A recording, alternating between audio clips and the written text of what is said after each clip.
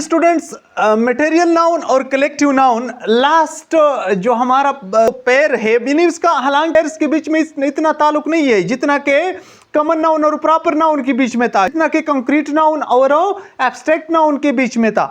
यहां पर यानी इसके बीच में इतना रबत नहीं है, हम इसको इंडिविजुअली पढ़ते हैं।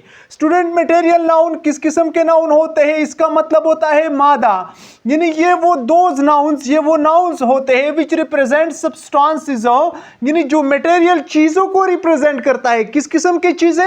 यानी प्रोवाइडेड बाय नेचर, जो कि हमें फितरत ने अता किए हैं।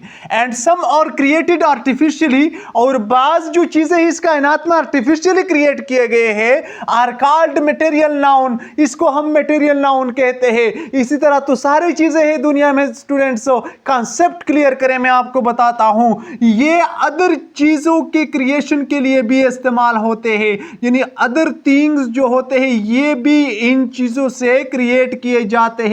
ये पॉइंट भी आप जहन में रखें, ठीक है स्टूडेंट्स।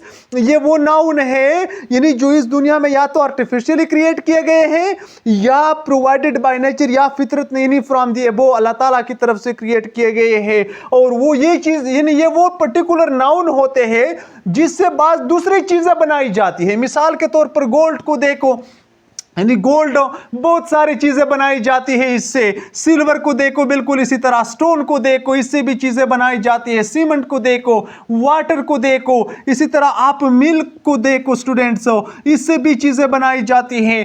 तो ये वो इस्म्स होते हैं जो कि फिजिकल वजूद भी रखते हैं और इससे दूसरी चीजें भी बनाई जाती है, ठीक है स्टूडेंट्स। यानी इसको हम क्या कहते हैं? इसको मटेरियल नाउन कहते हैं। यानी मादा से निकला है कोई भी सब्सटेंस, यानी कोई भी चीज या मैटर इस दुनिया में मादा जो वजूद रखती है और जो दूसरी चीजों के बनाने के लिए इस्तेमाल होती है, उसको जो नाम हमने दिए हैं वो नाम मटेरियल नाउन की कैटेगरी में आते हैं। अच्छा, नंबर लास्ट में हमारे साथ है student collective noun. Collective noun यानी बजाहिर तो सिंगुलर नजर आते हैं, ठीक है स्टूडेंट।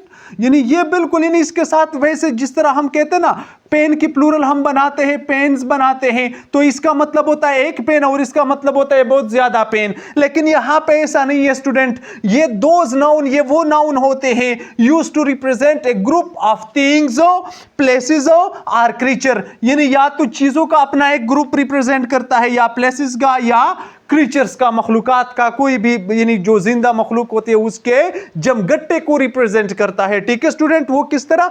यानी ये आते सिंगुलर नजर, यानी नजर सिंगुलर आते हैं, लेकिन वो बहुत सारे यानी ग्रुप को, अपने स्पीशी के, अपनी नस्ल के एक सारे ग्रुप को रिप्रेजेंट करता है।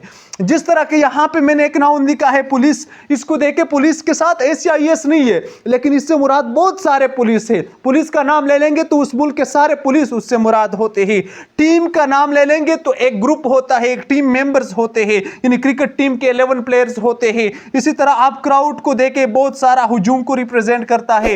हिर्ट को देखे रेवड़ को रिप्रेजेंट करता है, बहुत सारे भेड़ बकरियों को, यानी हालांकि ये नजर सिंगुलर आता है, ठीक है स्टूडेंट। फ्लीट को देखे, फ्लीट जो है वो एक सिंगुलर नजर आने वाला नाउन है, लेकिन इससे बहुत सारे बहरी भेड़े या कश्तियां जो समंदर में एक साथ सफर करते हैं, उस जमगट्टे को या उस ग्रुप को फ्लीट कहते हैं। तो ये स्टूडेंट्स बेसिक यानी इसके इन दो नाउन्स का कांसेप्ट है। उम्मीद करता हूं कुछ ना कुछ आपको समझ में जरूर आया होगा। यानी कोई भी क्वेरी है, कोई भी क्वेश्चन है, आपसे रिक्वेस्ट करता हूं कि आप कमेंट्स बॉक्स में चले वहां पे पुट इन कर दें, इंशाल्लाह हम उस पर भी बहस करेंगे। Thank you very much for watching.